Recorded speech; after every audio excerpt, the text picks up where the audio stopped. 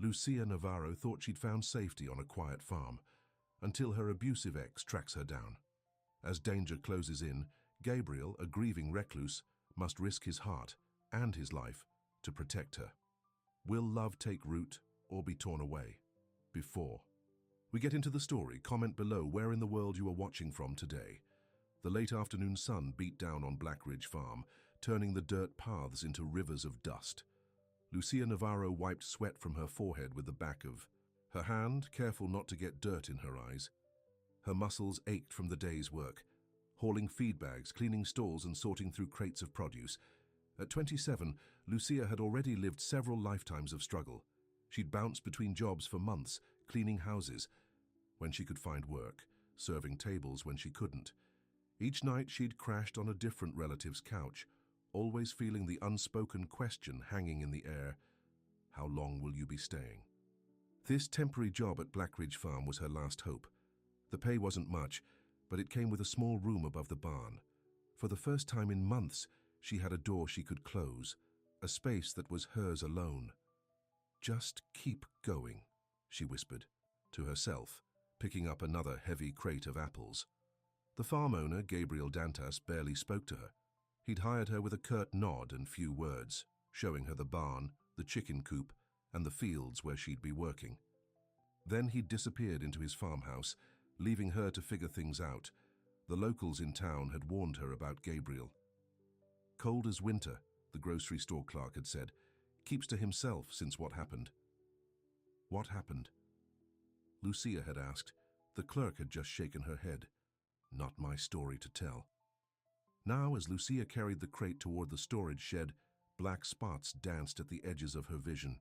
She hadn't eaten since early morning, a stale granola bar and lukewarm coffee. Her pride wouldn't let her ask Gabriel if she could take some of the farm's food for herself. The black spots grew larger. The crate seemed heavier with each step. "Just a little further," she gasped. Her legs buckled beneath her. The crate tumbled from her hands, apples scattering across the dirt. As she fell, Lucia's last thought was that Gabriel would fire her for wasting his produce. Then everything went dark. Gabriel Dantas was repairing a tractor when he heard the thud. He looked up, squinting against the sun, and saw a figure crumpled on the ground between the barn and the chicken coop. "Damn it," he muttered, dropping his wrench and jogging across the yard. It was the new girl, Lucia. Her dark hair was spread across the dirt, her thin frame unnaturally still. Apples from a dropped crate rolled lazily around her. Gabriel knelt beside her, feeling for a pulse. It was there, but rapid and weak. Her skin felt hot and dry to the touch. "Miss Navarro?" he said, gently shaking her shoulder. "Lucia?" She didn't respond. Gabriel looked around, but there was no one else on the farm to help. He'd let his last 2 workers go months ago, preferring the silence of working alone. With a sigh, he slid his arms beneath her knees and shoulders, lifting her as if she weighed nothing. She was lighter than she should be, all bones and determination. He carried her toward the farmhouse. Memories he'd tried to bury came flooding back. Another woman collapsed on this same farm years ago, another pair of arms, carrying a body that couldn't be saved. Gabriel pushed the thoughts away. This wasn't the same. This woman, Lucia, just needed water, food, and rest. He shouldered open the door to his house, carrying her through the kitchen and up the stairs to the guest bedroom, a room that hadn't been used in years. Dust covers still draped the furniture. Gently, he laid Lucia on the bed, then pulled the covers up to her chin. Her breathing seemed steadier now, but she still hadn't opened her eyes. Gabriel went to the bathroom, wetting a clean washcloth with cool water. Back in the bedroom, he placed it on Lucia's forehead, then stepped back, unsure what else to do. He wasn't used to having people in his house anymore. 3 years of solitude had made him awkward, uncertain in the presence of others, especially women. Gabriel retreated downstairs to make soup. It was the only thing he could think to do. Lucia woke to the feel of something cool on her forehead. Her eyes fluttered open, taking in unfamiliar surroundings. A bedroom, simply furnished with a dresser, nightstand, and the bed she was lying in. The walls were a faded blue, and lace curtains hung at the window, moving gently in the breeze. This wasn't her room above the barn. This wasn't anywhere she recognized. Panic rose in her chest as she tried to remember what had happened. The farm, the crates, the feeling of falling. The door opened and Gabriel stepped in carrying a tray. He stopped when he saw she was awake. "You're up," he said, his deep voice guarded. He set the tray on the nightstand, a bowl of soup, a glass of water, and some crackers. Lucia struggled to sit up, her pride flaring despite her weakness. "What happened? Where am I?" "You collapsed. Heat exhaustion, probably." Gabriel kept his distance, standing at the foot of the bed. "You're in my house, the guest room." "The apples. Don't worry about the apples." Lucia looked down, noticing her dirt-stained clothes against the clean white sheets. "I'm sorry. I'll get back to work. I just need a minute." Gabriel frowned. "You're not going back to work today. You need to rest." "When was the last time you ate?" Lucia hesitated. "Breakfast," she said vaguely. "Breakfast what?" She looked away. "A granola bar." Gabriel's frown deepened. "You've been working in 100-degree heat on a granola bar?" "I'm fine," Lucia insisted, even as the room spun slightly when she moved. Gabriel crossed his arms. "Eat the soup. Drink the water. Then we'll talk." He turned to leave, then paused at the door. Without looking at her, he added quietly, "You don't have to do everything alone anymore." The door closed behind him, leaving Lucia staring after him in confusion. Those weren't the words of the cold, distant man she'd been warned about. She picked up the spoon with a shaking hand and took a sip of the soup. It was simple, chicken broth with vegetables and rice, but warm and comforting. As she ate, strength began to return to her limbs and the fog cleared from her mind. What had Gabriel meant? You don't have to do everything alone anymore. The words echoed in her head, stirring something she'd tried to bury. Hope.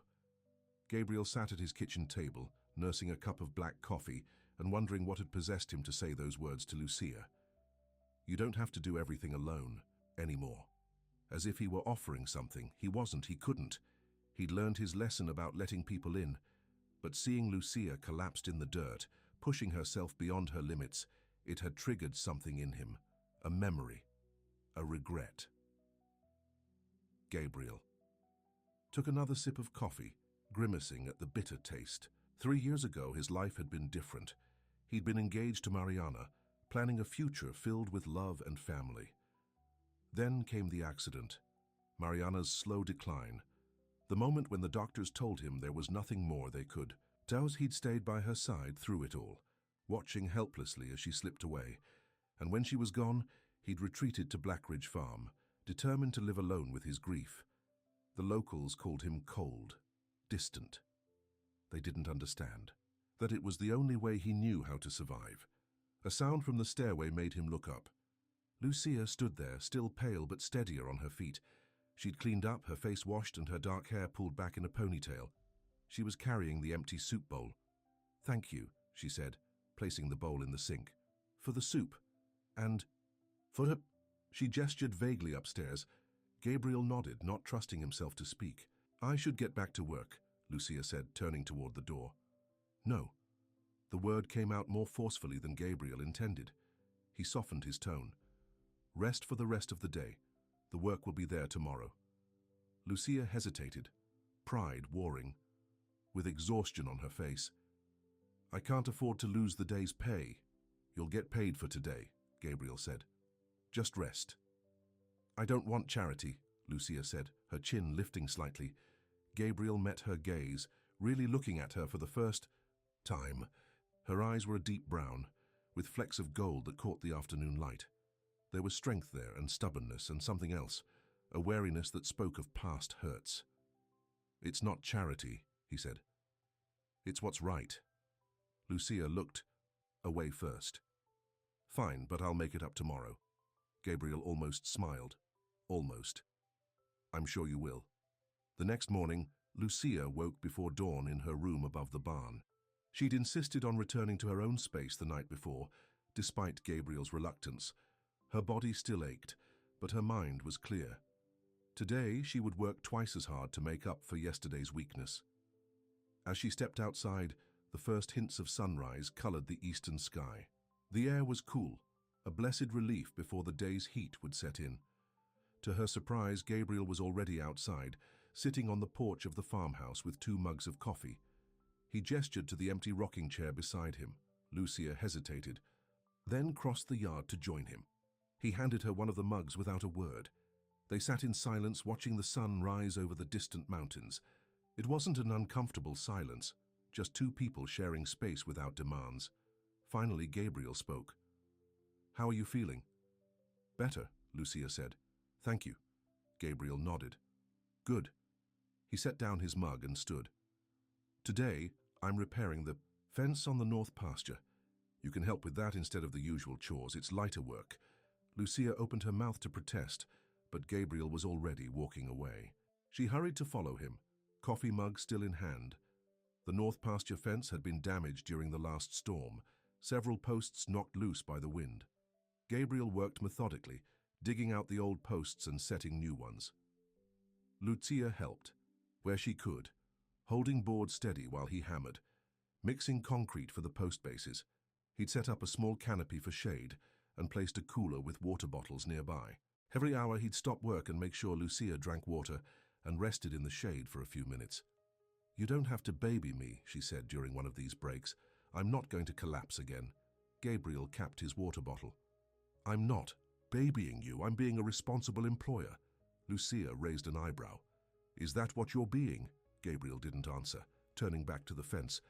But Lucia noticed the tips of his ears had turned red, and not from the sun. As the day wore on, they fell into a rhythm of work, broken occasionally by simple conversation. "How long have you had the farm?" Lucia asked as they moved to the next section of fence. "All my life," Gabriel replied. "It was my parents before me. They retired to Florida 5 years ago." "And you've been running it alone since then?" Gabriel paused, hammer raised mid-swing. "No, not the whole time." He didn't elaborate, and Lucia didn't press. The shadow that crossed his face told her enough. Later, as the sun began to set, they gathered their tools and headed back to the farmhouse. Gabriel surprised her by asking, "Would you like to stay for dinner? I made extra." Lucia was about to refuse out of habit. Accepting help didn't come naturally to her. But her stomach growled loudly, making the decision for her. Gabriel's mouth twitched, almost forming a smile. "I'll take that as a yes." Dinner was simple. Grilled. Chicken, roasted vegetables and rice, but delicious. They ate at the kitchen table, the windows open to catch the evening breeze. "This is good," Lucia said, gesturing to her plate with her fork. "You cook often?" Gabriel shrugged. "Had to learn. Can't live on sandwiches forever." "I never learned properly," Lucia admitted. "My mother tried to teach me, but I was always too busy with school then work." "Where is your family now?" Gabriel asked. Lucia's expression closed off. "Scattered. My parents moved back to Mexico years ago. I have cousins in different states, but we're not close." "Is that why you were—" Gabriel trailed off, seeming to search for the right words. "Homeless?" Lucia supplied bluntly. "Almost, yes. I was staying with a cousin in Phoenix, but it didn't work out. Then another cousin in Tucson.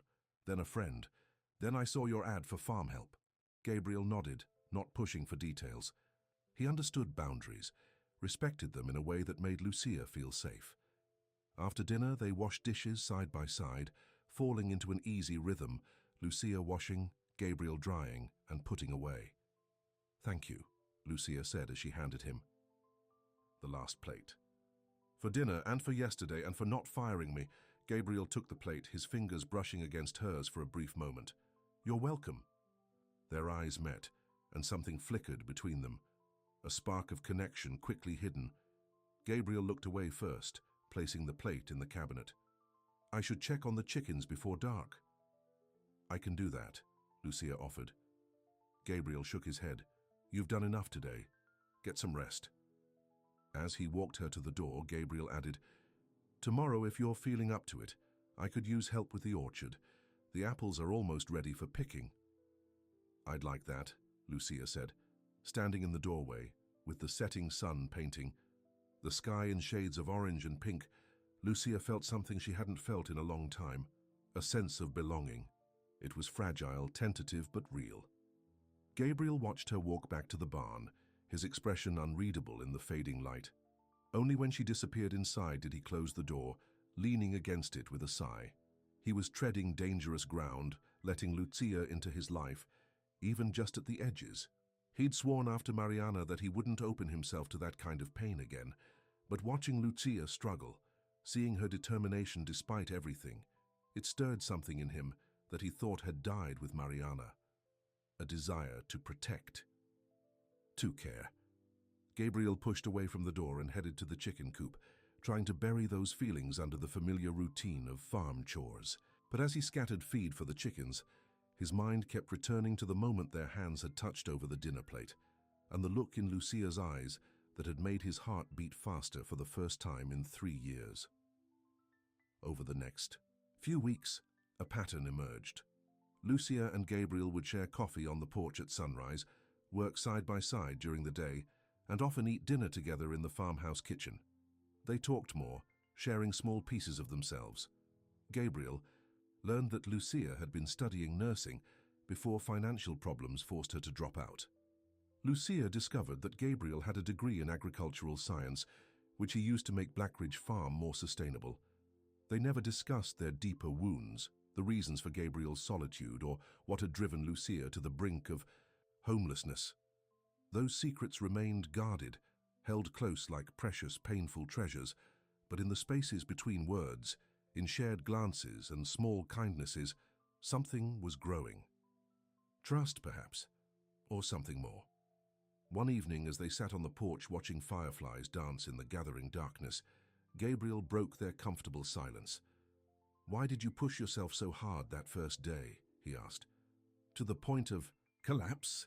Lucia stared out at the fields, gathering her thoughts, because going back wasn't an option. "Back to what?" she sighed. "To having nothing, to being dependent on people who made it clear I was a burden." She paused. "To him." Gabriel turned to look at her, his expression sharpening. "Him?" Lucia rapped, her arms around herself, suddenly cold despite the warm evening. "My ex. Marco. The reason I left Phoenix." Gabriel waited, not pushing, but offering silent support with his presence. "He wasn't a good man," Lucia continued, her voice barely above a whisper. "I thought he loved me, but he just wanted to control me. When I finally left, he threatened to find me." Gabriel's hands tightened on the arms of his rocking chair. "Did he hurt you?" Lucia nodded, not meeting his eyes. "Not at first, not physically, but by the end—" "Yes." Gabriel stood abruptly, pacing the length of the porch. His jaw was clenched, eyes dark with anger. "I'm sorry," Lucia said. "I shouldn't have told you." Gabriel stopped pacing, turning to face her. "No, I'm glad you told me. I just—" He ran a hand through his hair. "I hate that someone hurt you." The raw emotion in his voice made Lucia look up. His face was open, vulnerable in a way she'd never seen before. "Why do you care?" she asked softly. Gabriel moved to stand before her, hesitantly reaching out to touch her cheek. "Because you deserve better." The moment stretched between them, full of unspoken feelings. Then Gabriel dropped his hand and stepped back. "It's getting late," he said, his voice rough. "Good night, Lucia." He went inside, leaving Lucia alone on the porch, her cheek still warm from his touch, her heart racing with confusion and hope. The next morning, Lucia was surprised when Gabriel didn't appear on the porch with coffee. She waited for half an hour, then headed to the barn to start her chores. She found him in the apple orchard, already hard at work harvesting the early ripening fruit. "Good morning," she called, approaching cautiously. After last night's moment of connection and Gabriel's abrupt retreat, she wasn't sure where they stood. Gabriel looked up, his expression guarded. "Morning. There's a ladder and picking basket for you over there."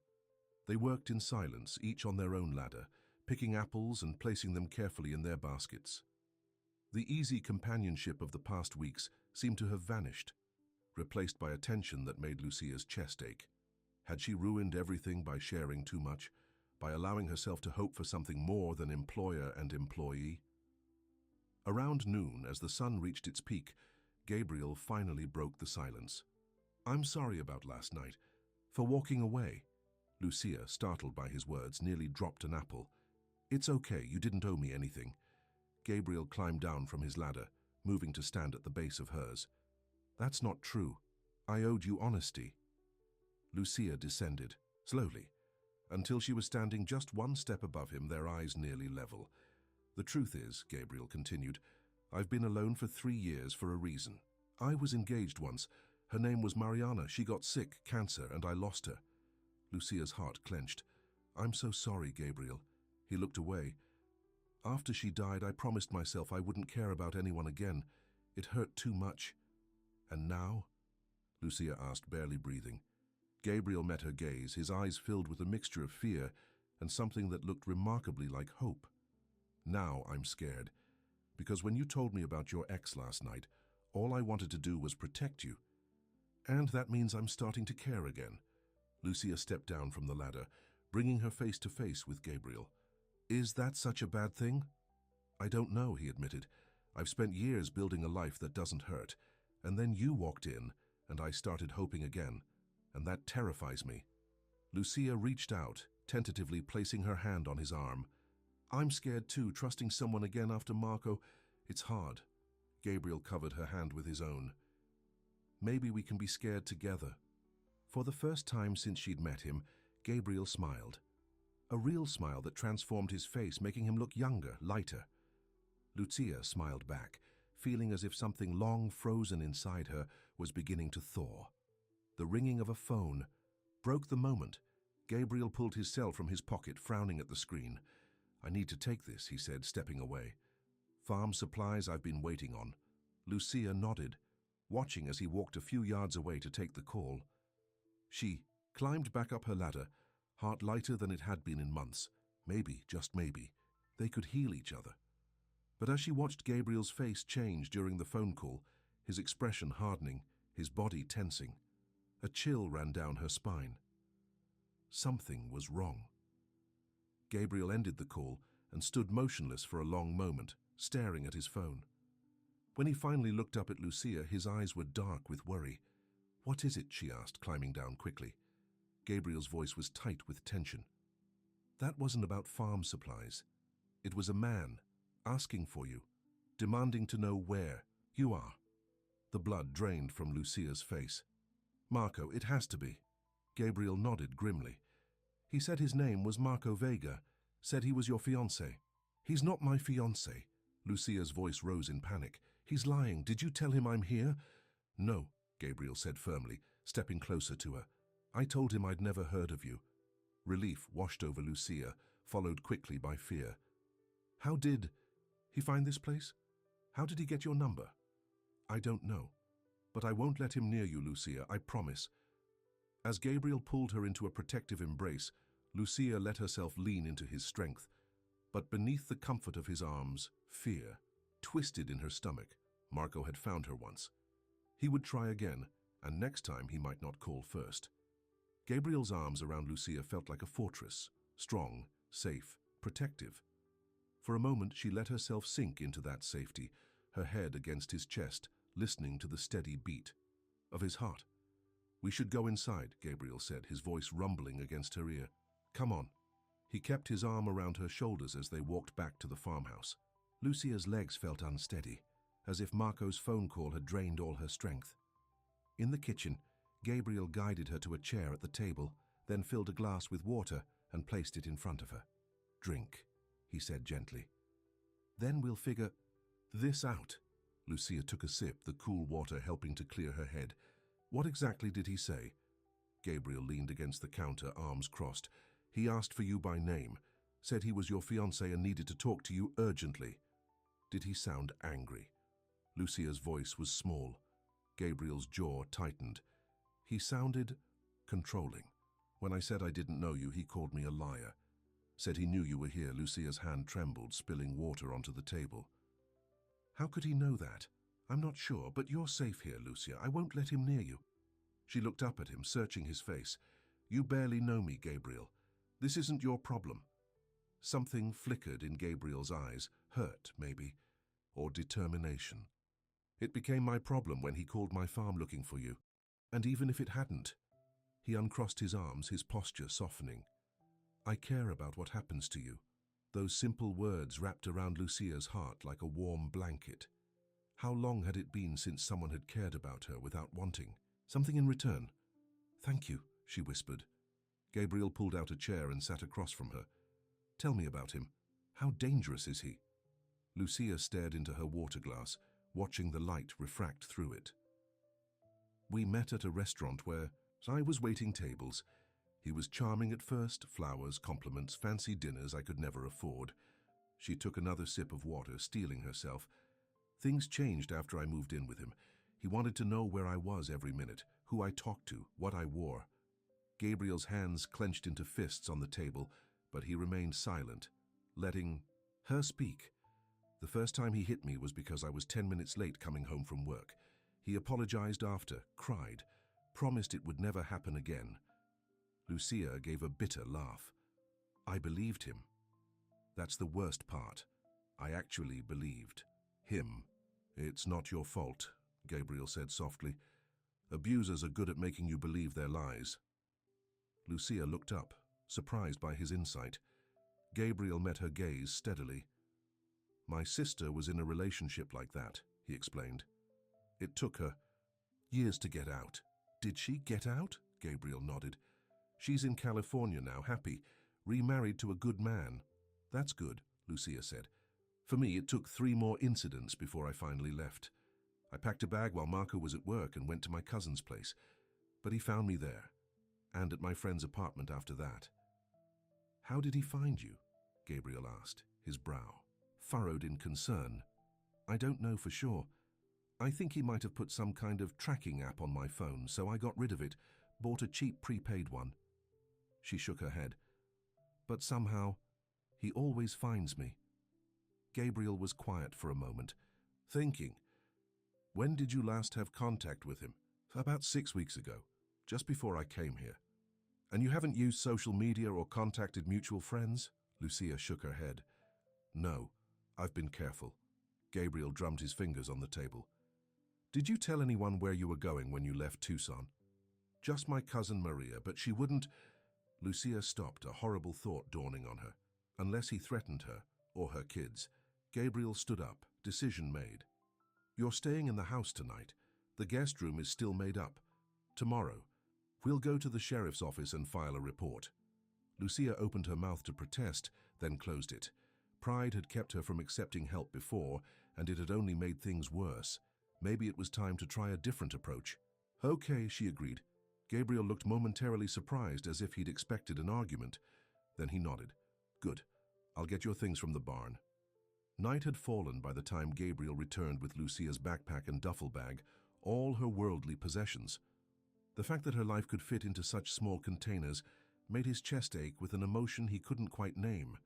He found Lucia in the kitchen, cooking something that smelled delicious. "You didn't have to do that," he said, setting her. "Bags by the stairs." She gave a small shrug. "I wanted to. It helps me think." Gabriel moved closer, peering into the pot she was stirring. "Smells good. What is it?" "Pozole. My grandmother's recipe." Lucia pushed a stray lock of hair behind her ear. "It's a Mexican soup with hominy and pork. I found the ingredients in your pantry and freezer. I hope that's okay." "More than okay," Gabriel said, inhaling the spicy aroma. "I can't remember the last time someone cooked for me." A comfortable silence fell between them as Lucia continued cooking and Gabriel set the table.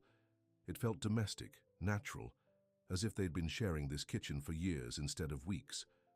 Over dinner, they deliberately avoided talking about Marco, instead discussing their plans for the farm's autumn harvest and the upcoming county fair.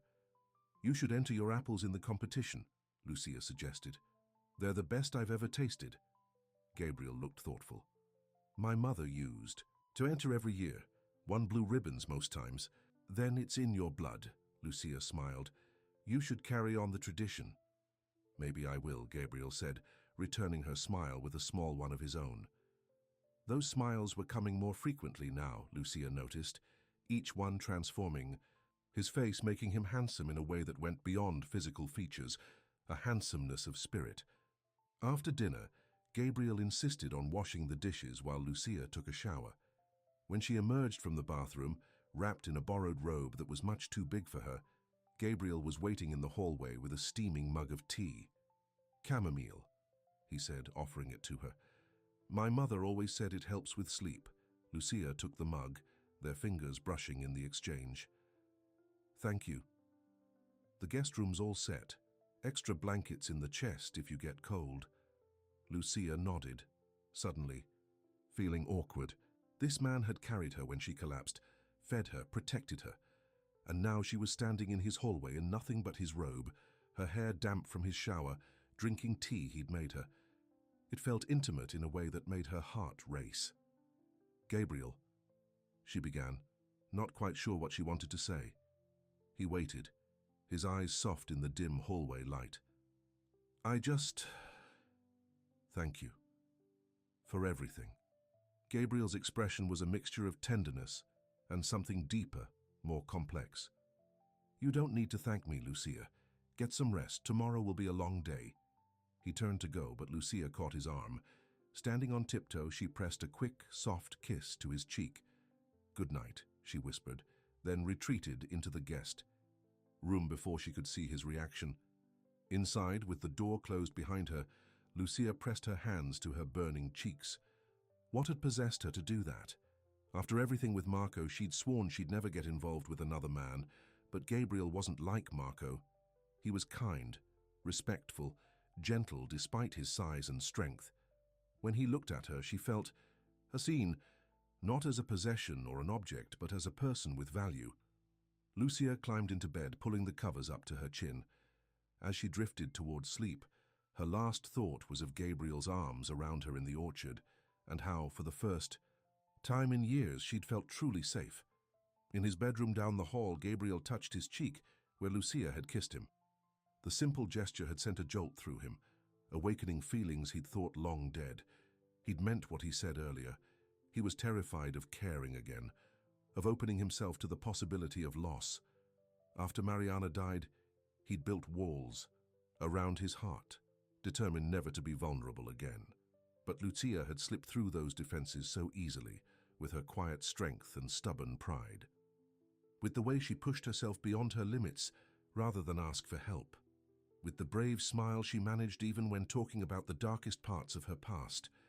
Gabriel lay awake, staring at the ceiling, his thoughts a confused jumble.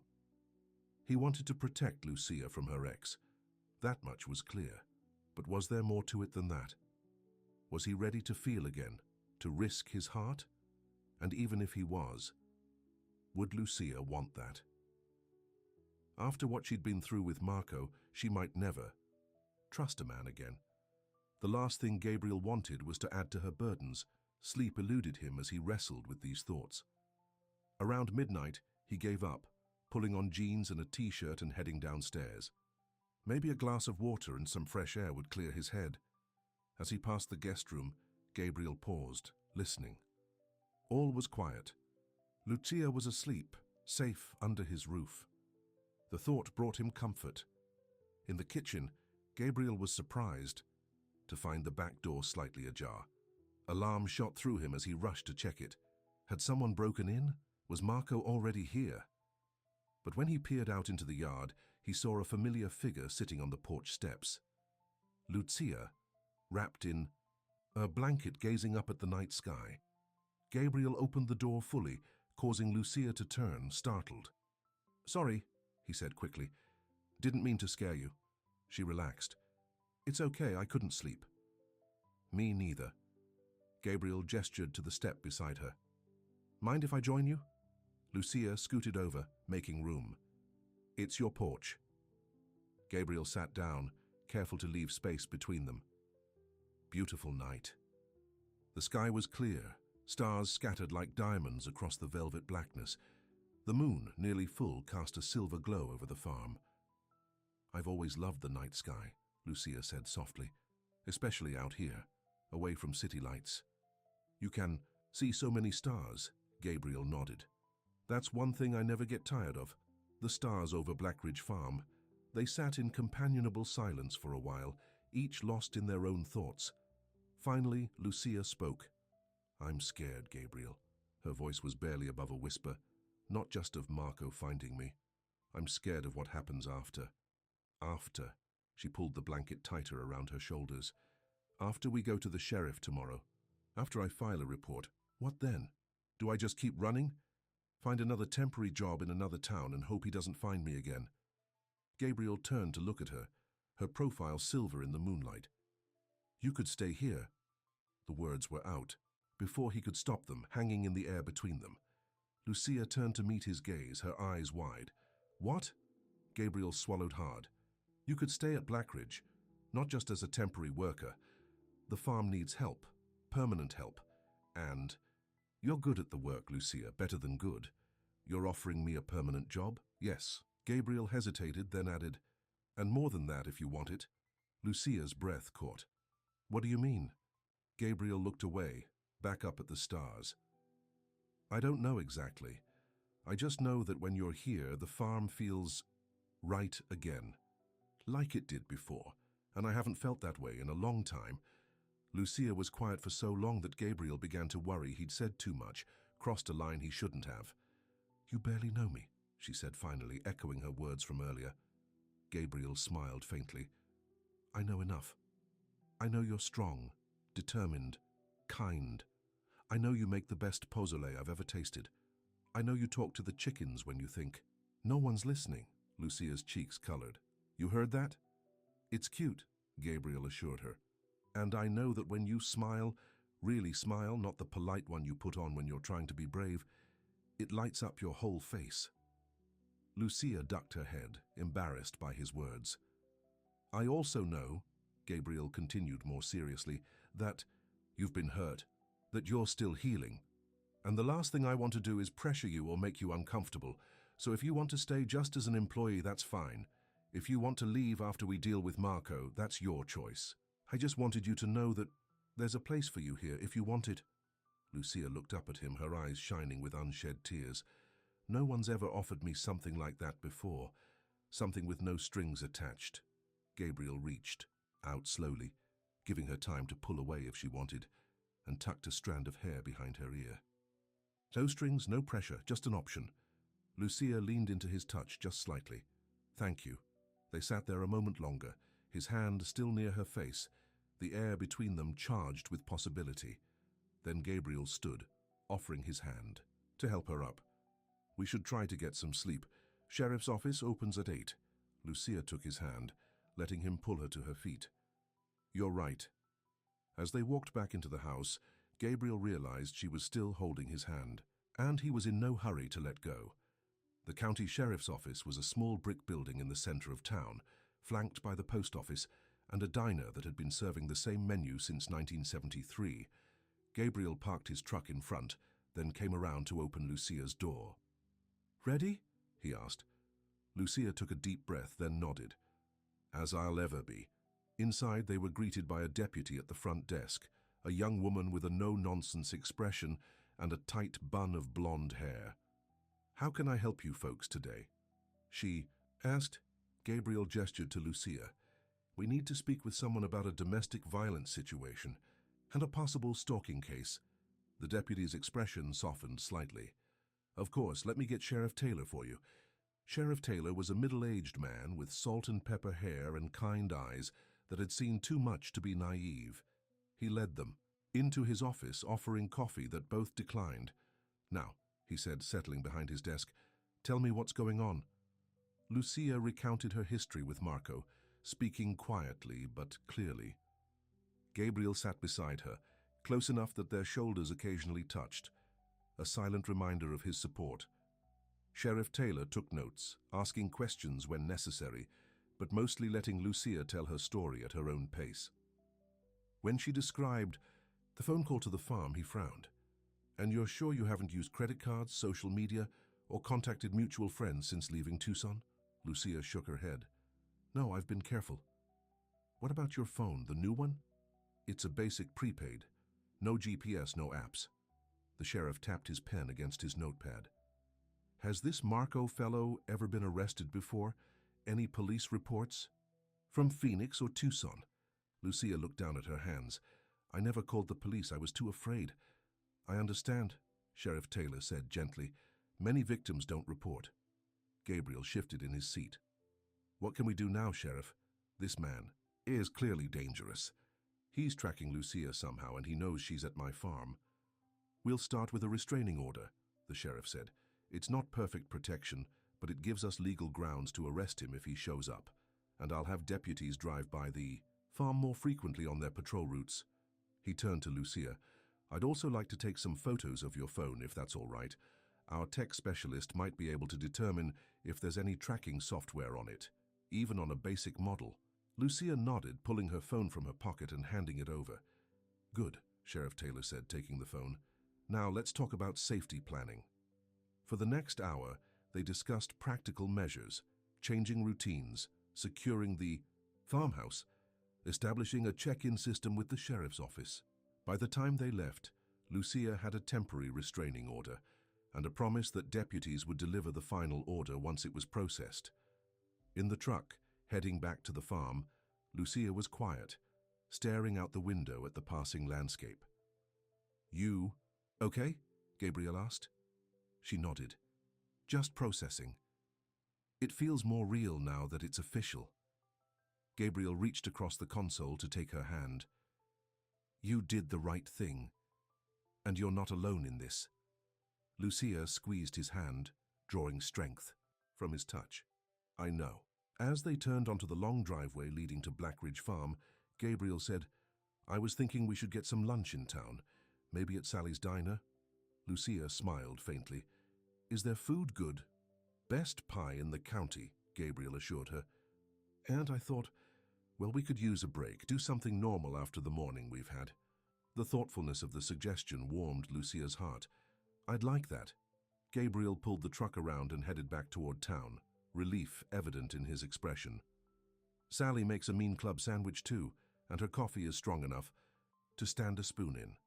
Sounds perfect, Lucia said, feeling some of the tension from the morning begin to ease. Sally's diner was a classic small-town establishment. Chrome and red vinyl booths, a counter with spinning stools, and the heavenly smell of fried food and fresh pie. A bell jingled as they entered, and several heads turned. Gabriel nodded to a few people, receiving curious glances in return. It was clear that Gabriel rarely came to town, and never with a woman. A plump, white-haired waitress approached, her face splitting into a wide smile. Gabriel Dantas, I haven't seen you in here for months. Gabriel shuffled his feet, looking embarrassed by the attention. Hello, Sally. Sally turned her curious gaze to Lucia. And who's this lovely young lady? This is Lucia Navarro, Gabriel said. She's working at Blackridge. Sally's eyes twinkled with interest.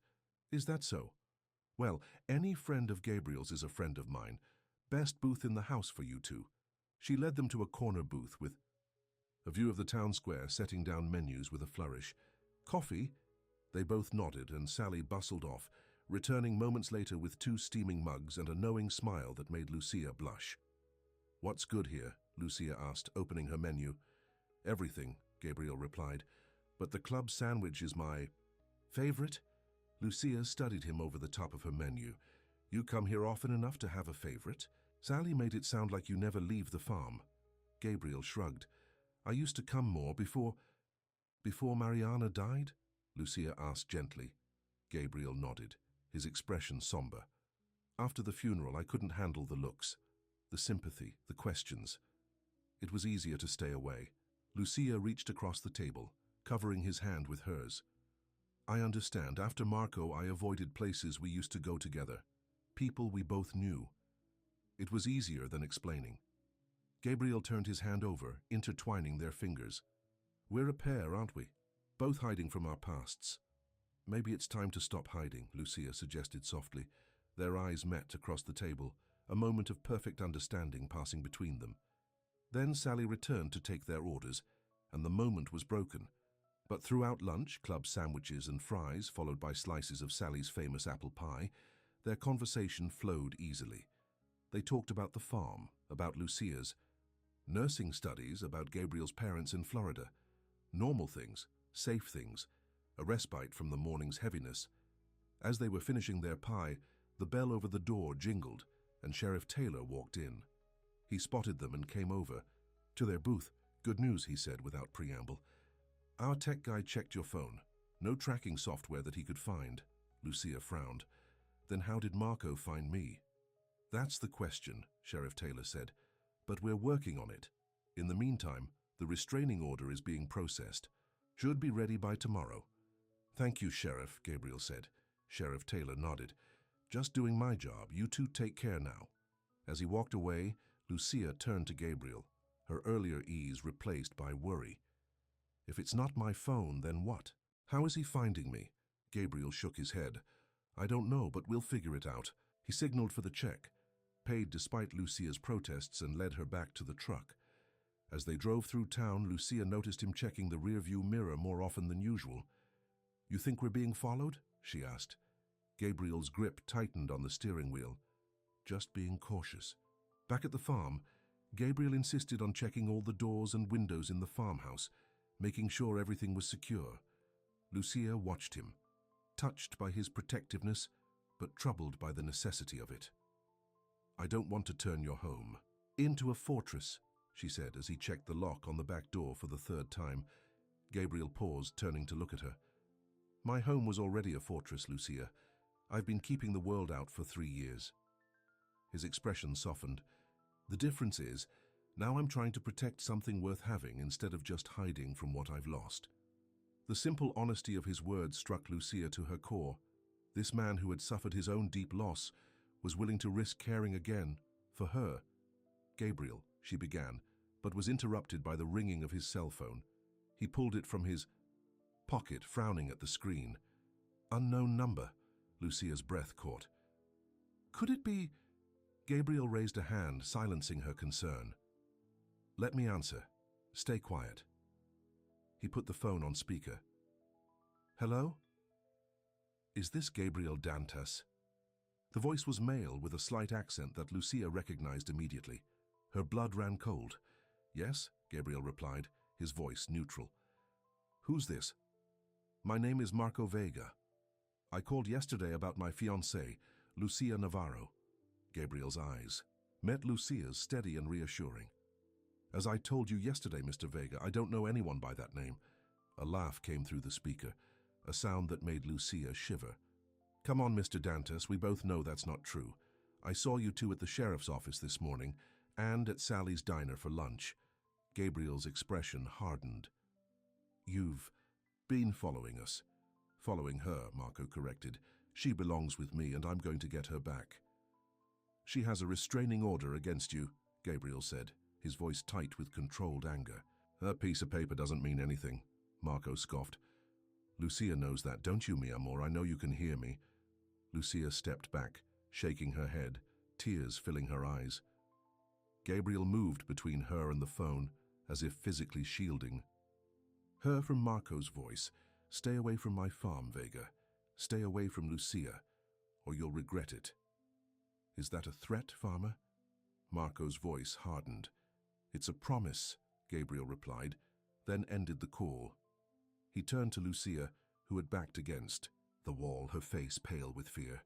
"He's here," she whispered. "In town, he saw us." Gabriel crossed to her, gently taking her trembling hands in his.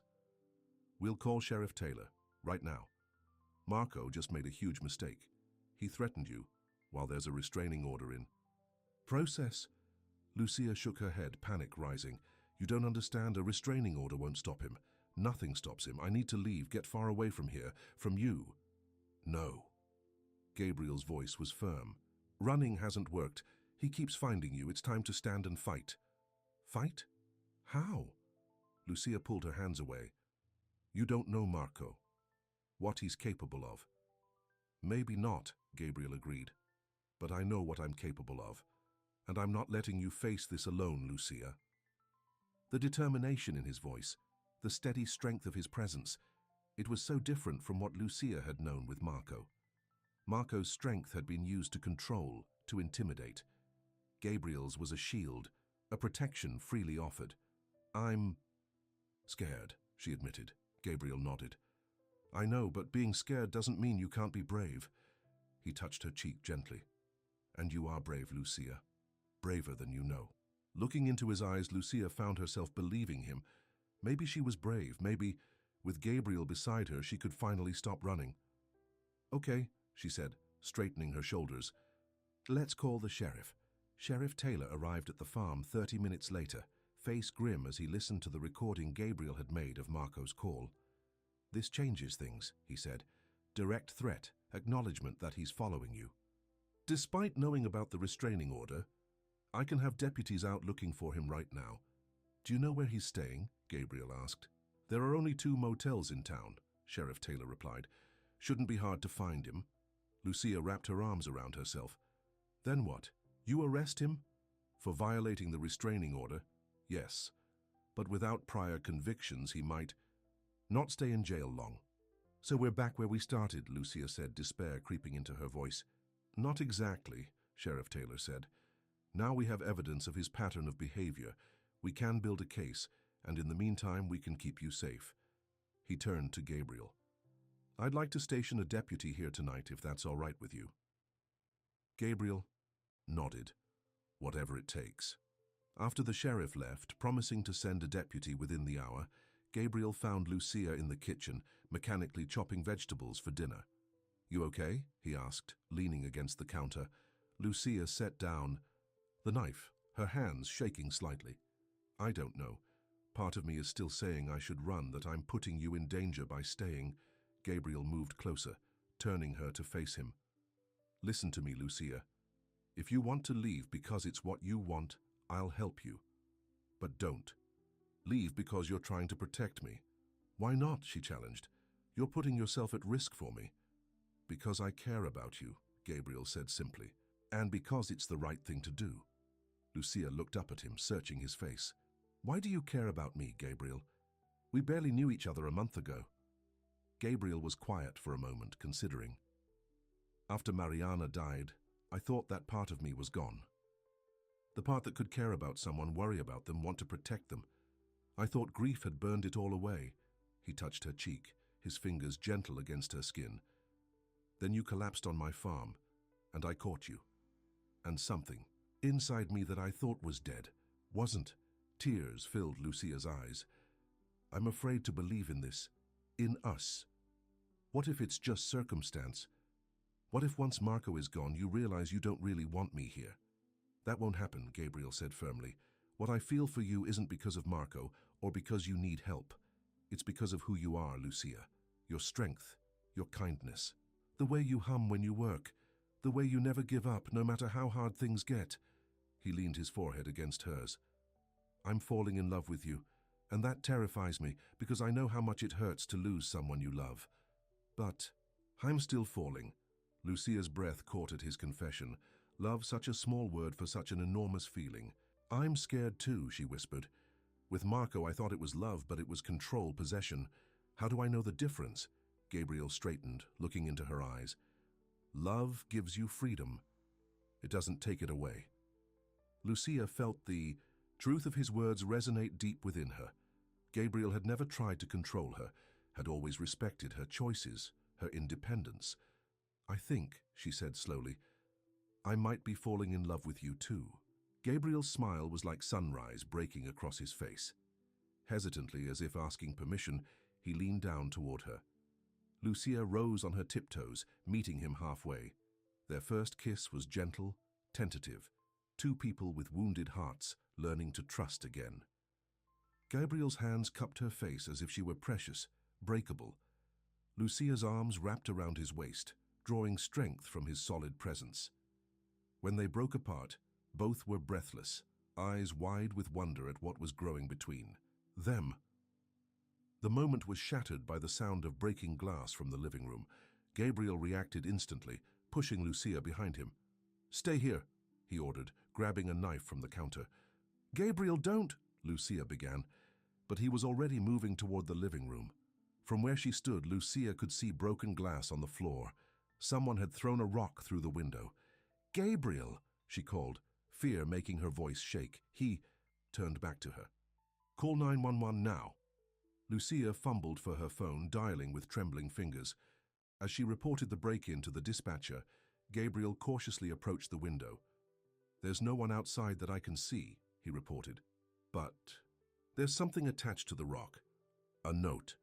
Using the knife, Gabriel carefully unfolded the paper tied to the rock. His expression darkened as he read. "What does it say?"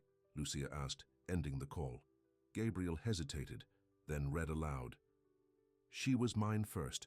She'll always be mine. Back off, farmer, or you'll regret it." Lucia felt her knees weaken. "He was here, right outside." Gabriel crossed to her, wrapping his arms around her. "The sheriff is on his way, the deputy too. We're safe inside." But as he held her, Gabriel looked over her head at the broken window, his expression hardening into determination. This wasn't over, not by a long shot. Outside, darkness had fallen, shadows gathering around the farmhouse.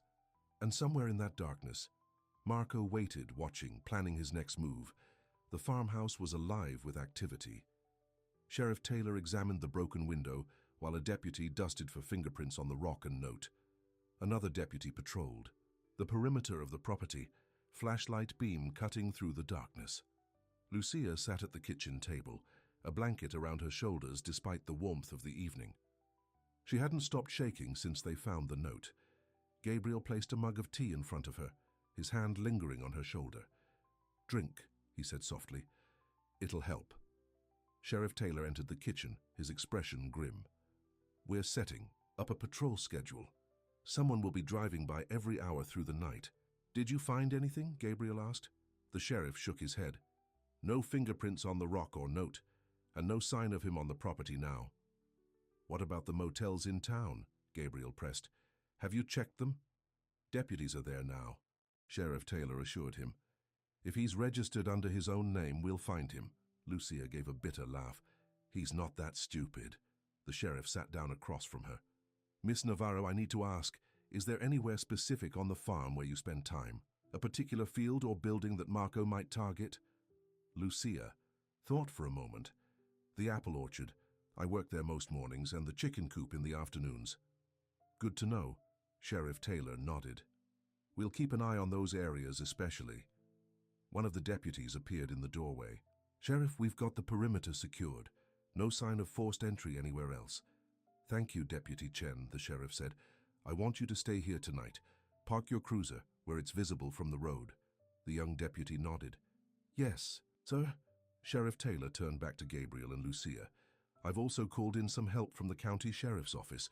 We're taking this very seriously." "Thank you," Gabriel said, extending his hand. The sheriff shook it firmly. "Try to get some rest," Sheriff Taylor advised as he prepared to leave. "Deputy Chen will be right outside all night. Anything happens, anything at all, you call me directly." After the sheriff left, Gabriel secured the broken window as best he could with a piece of plywood and some nails. The house felt different now, violated. The peaceful sanctuary it had been was now a target. Deputy Chen set up on the front porch, thermos of coffee at his side. His presence was reassuring, but the knowledge that Marco was out there somewhere watching, waiting, hung over the farm like a storm cloud. Lucia hadn't moved from the kitchen table. Her tea sat untouched, growing cold. "You should try to sleep," Gabriel said, sitting beside her. She shook her head. "I can't. Every time I close my eyes, I see him, standing outside watching the house, watching us." Gabriel took her hand. "We're safe for tonight. Deputy Chen is outside. The sheriff has patrols driving by. And I'm here." Lucia looked at him, really looked at him. The strength in his shoulders, the gentleness in his eyes, the stubborn set of his jaw. In just a month, this man had become her protector, her friend, and now perhaps something more.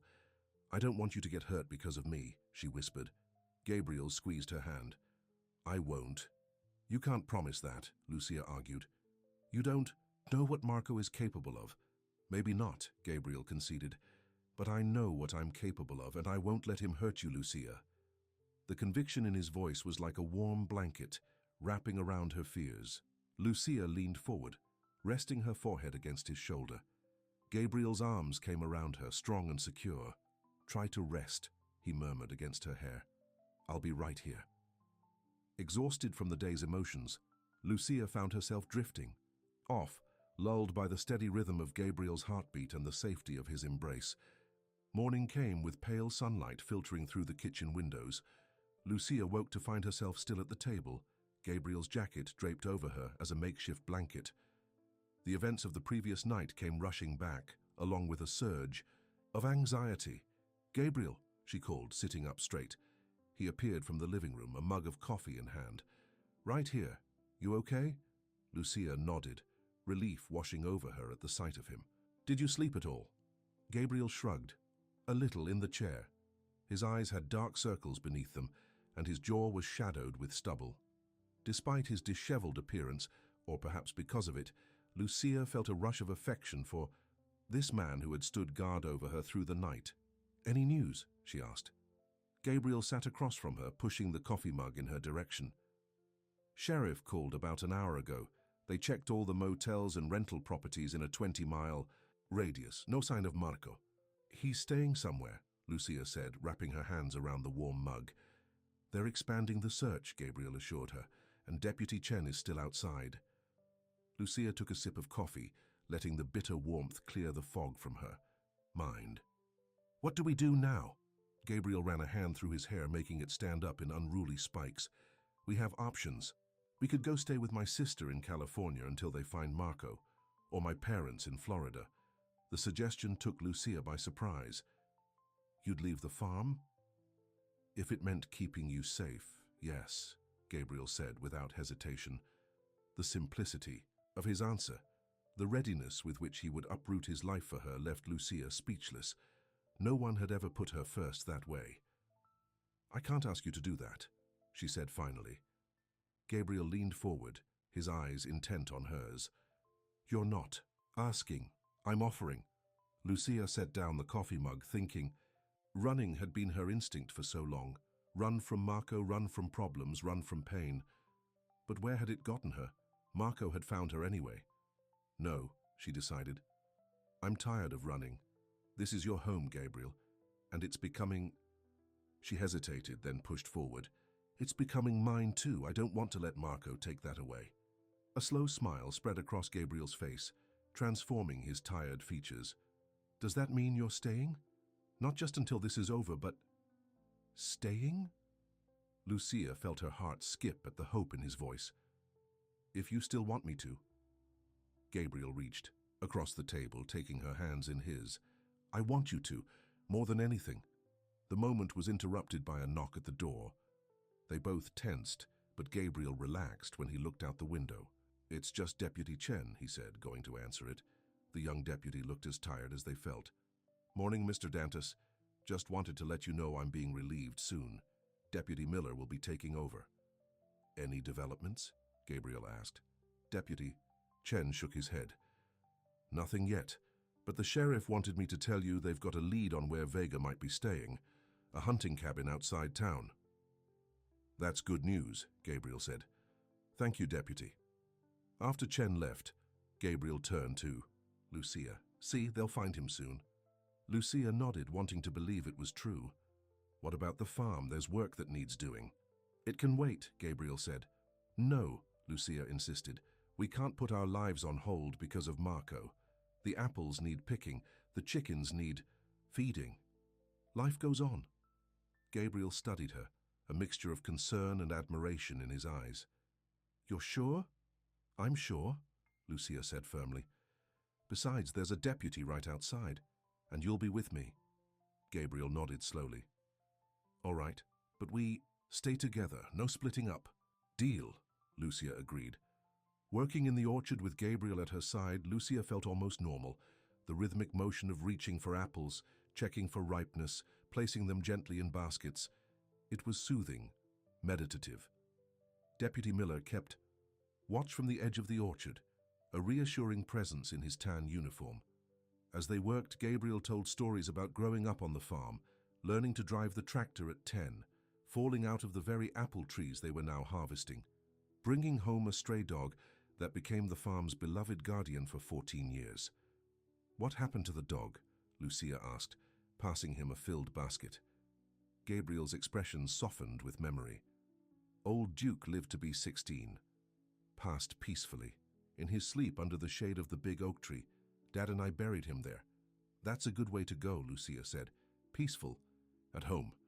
Gabriel nodded, looking around at the orchard, the fields beyond, the farmhouse in the distance. This place, it's more than land and buildings to me. It's memories, history, my family's legacy. It's beautiful, Lucia said, following his gaze. I never had roots like this. My parents moved back to Mexico when I was 19. I stayed behind for college but then had to drop out. She sighed. Since then, I've just been drifting. Gabriel set down his basket, moving closer to her. You could have roots here, Lucia, if you wanted. The offer hung between them, waited, with meaning. This wasn't just about a job or a place to stay, it was about belonging, about building a future. I'd like that, Lucia admitted softly. Gabriel's smile was radiant. He leaned down, kissing her gently. Lucia responded, her arms sliding around his neck, drawing him closer. The sound of Deputy Miller clearing his throat broke them apart. Sorry to interrupt, the deputy said, looking slightly embarrassed. But Sheriff Taylor is calling. They've checked the hunting cabin. No sign of Vega, but they found evidence he'd been there recently. What kind of evidence? Gabriel asked, keeping an arm around Lucia's waist. Food wrappers, cigarette butts, and... Deputy Miller hesitated, glancing at Lucia. Photos of Miss Navarro, taken here on the farm. Lucia felt her knees weaken. Gabriel's arm tightened around her, supporting her. How long has he been watching us? She whispered. Sheriff thinks a few days at least, Deputy Miller replied. But the good news is they're closing in. They've alerted state police. Roadblocks are being set up. We'll get him. Gabriel nodded grimly. Thank you, Deputy. When Miller stepped away to continue his patrol, Gabriel turned to Lucia. Maybe we should go back to the house. Lucia shook her head stubbornly. No, I won't hide. I won't let him control what I do anymore. Gabriel searched her face, then nodded. All right, but let's move to the barn, more cover there. They gathered their baskets of apples and headed toward the large red barn that housed the farm equipment. Deputy Miller followed at a discreet distance, alert and watchful. Inside the barn, Gabriel showed Lucia how to sort the apples by size and quality. They worked side by side, the monotonous task allowing their minds to wander. What made you come back to the farm? Lucia asked. After college, I mean. You could have done anything with your degree. Gabriel considered the question. This place is in my blood. Even when I was away at school, I knew I'd come back eventually. Take over for my dad when he was ready to retire. And then Mariana got sick, Lucia said softly. Gabriel nodded, his hands stilling on the apples. We had plans, big plans, expanding the farm, starting an organic program, maybe adding a pick-your-own business for tourists. You could still do those things, Lucia suggested. I could, Gabriel agreed. But after she died, it was all I could do to keep the basic operations going. I didn't have the heart for new ventures. Lucia placed her hand over his. And now? Gabriel turned his, hand to hold hers. Now I'm starting to remember what it feels like to look forward, to plan, to hope. The simple honesty of his words made Lucia's heart swell. She leaned forward, pressing a kiss to his cheek. I'm glad. Gabriel smiled, a sight that was becoming more common each day. It transformed his face, erasing the years of grief and solitude, revealing the man he might have been all along if sorrow hadn't carved its lines into him. They continued working, the pile of sorted apples growing between them. Outside, the sun climbed higher, casting shafts of golden light through the barns. High windows. It was almost possible to forget the danger lurking beyond the farm's boundaries. Almost. By late afternoon, they had sorted all the apples they'd picked. Gabriel suggested they check on the chickens next, and Lucia agreed. They left the barn, Deputy Miller trailing behind them as they crossed the yard to the chicken coop. The chickens greeted them with excited clucking, anticipating food. Lucia laughed as they gathered around her feet, pecking hopefully at her boots. They like you, Gabriel observed, handing her a bucket of feed. The feeling is mutual, Lucia said, scattering grain for the eager birds. They're honest creatures. No pretense. Gabriel leaned against the fence, watching her, like someone else I know. Lucia blushed under his appreciative gaze. It still felt new and unexpected, this man who looked at her as if she were precious, valuable, worth protecting. After feeding the chickens and collecting eggs, they headed back toward the farmhouse. Deputy Miller had received a call and was speaking quietly into his radio. "Anything?" Gabriel asked as they approached. The deputy shook his head. "Still searching. The hunting cabin was a good lead, but Vega cleared out before they got there." Lucia's shoulders slumped with disappointment. Part of her had been hoping Marco would be caught by now, that this nightmare would be over. "We should start dinner," Gabriel suggested, noticing her distress. "Deputy, would you like to join us?" Deputy Miller smiled. "So that's kind of you, but I'll be relieved at 6. Deputy Chen will be back for the night shift." Inside the farmhouse, Lucia set about preparing a simple meal of pasta and the sauce she'd frozen from last week's tomato harvest. Gabriel worked, alongside her chopping vegetables and setting the table.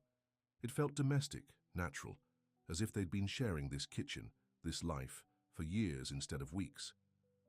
Lucia found herself thinking of mornings and evenings stretching into the future, filled with this easy companionship. As they ate dinner, Gabriel spoke more about his plans for the farm, dreams he'd set aside after Mariana's death but was now starting to revive.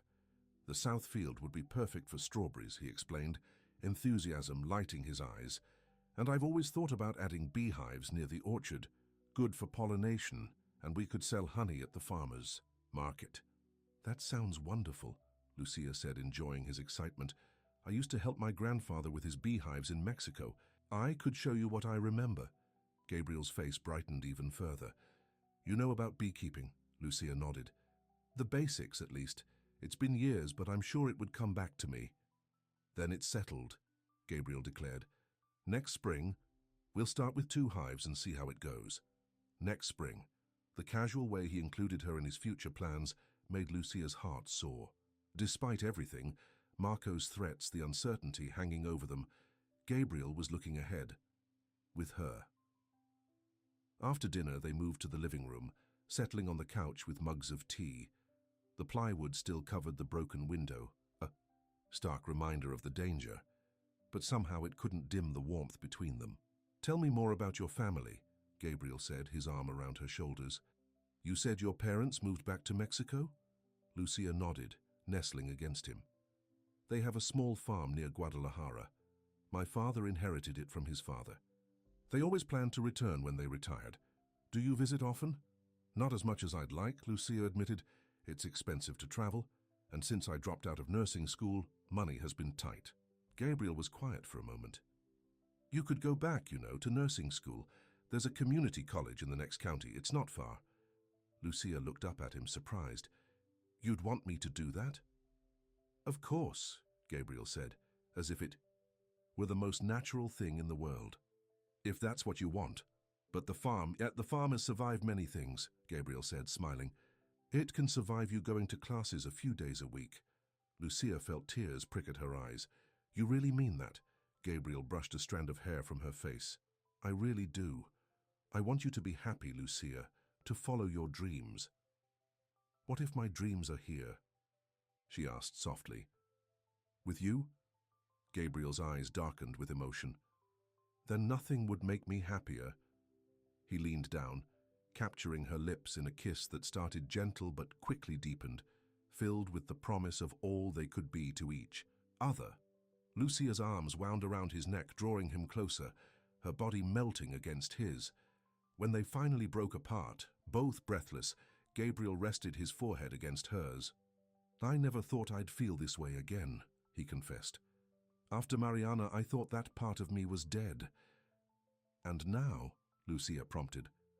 "Now I feel more alive than I have in years," Gabriel said. "Because of you." Lucia kissed him again, pouring all her emotion into the contact. This man had saved her in more ways than one. Not just from Marco, but from the loneliness and despair that had been her constant companions for too long. The sound of a car engine outside made them both tense. Gabriel stood, moving to the window, and peering through a gap in the plywood. "It's Deputy Chen," he reported with relief. Arriving for his shift, Lucia relaxed slightly. "I'll make him some coffee to take outside." As she busied herself in the kitchen, Gabriel went out to speak with the deputies during their shift change. Through the window, Lucia could see them talking earnestly, Gabriel nodding as Deputy Miller gestured toward the perimeter of the property. When Gabriel returned, his expression was more somber. "What is it?" Lucia asked, handing him the thermos of coffee for Deputy Chen. Gabriel hesitated. "They found tracks in the woods behind the barn, fresh ones. Someone's been watching the farm from there." Lucia's hand flew to her mouth. "Marco." "They think so," Gabriel confirmed. "The sheriff is sending more deputies to search the woods, but it's getting dark. They might not find anything until morning." Fear, which had receded during their peaceful evening, came rushing back. "He's still out there, watching us." Gabriel set down the thermos and took her hands. "But he can't get to you, not with deputies, patrolling and me here." Lucia wanted to believe him, but dread had settled in her stomach like a stone. What if he's just waiting for his chance? What if— "Lucia," Gabriel interrupted gently. "We can't live in fear of what might happen. We take precautions, yes, but we also live our lives." She took a deep breath, steadying herself. "You're right, I know you're right." Gabriel picked up the thermos again. "I'll take this out to Deputy Chen. Then maybe we could watch a movie.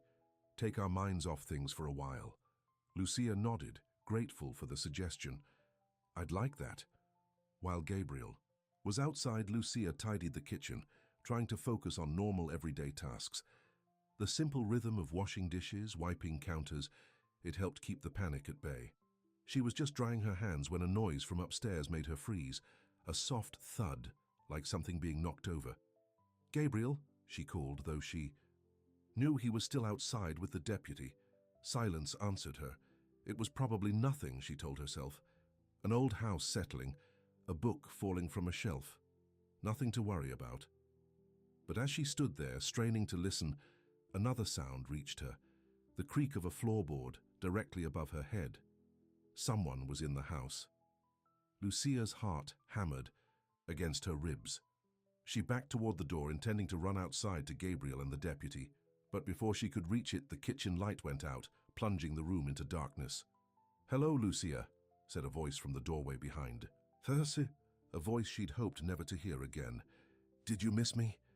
Lucia spun around, a scream rising in her throat.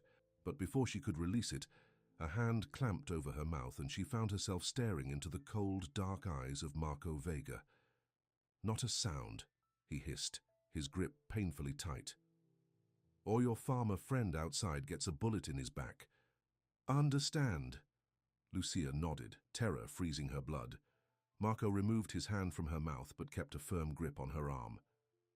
"How did you get in?" she whispered, looking frantically toward the door, willing Gabriel to return. Marco smirked. "Old farmhouses have so many entry points, especially when the owners are distracted by broken windows at the front.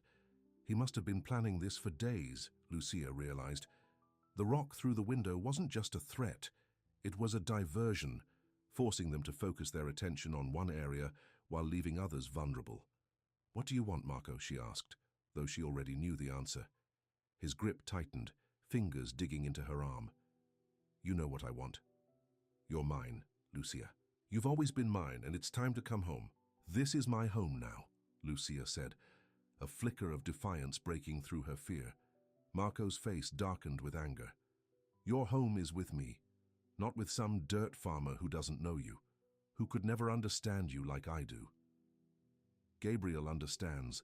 Kindness," Lucia shot back. "Respect, love, things you know nothing about."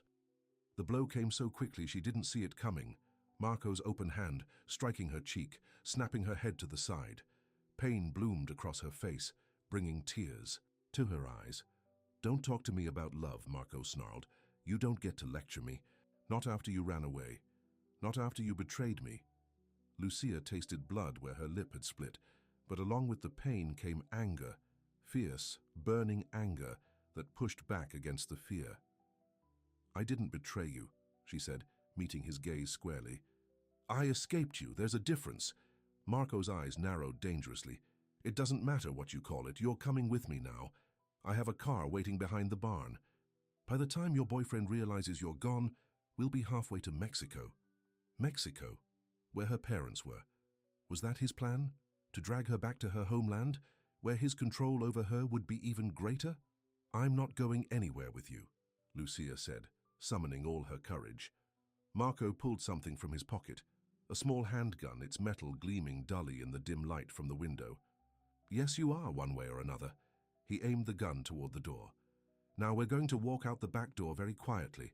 If you scream, if you try to warn them, I'll shoot your farmer first, then the deputy.